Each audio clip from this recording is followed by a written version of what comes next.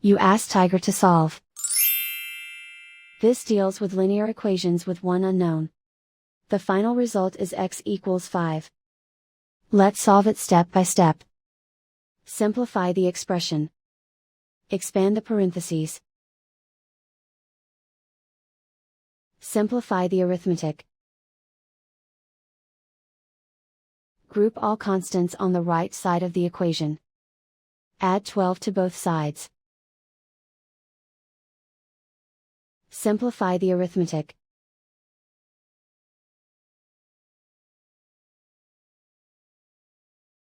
Isolate the x. Divide both sides by 4. Simplify the fraction.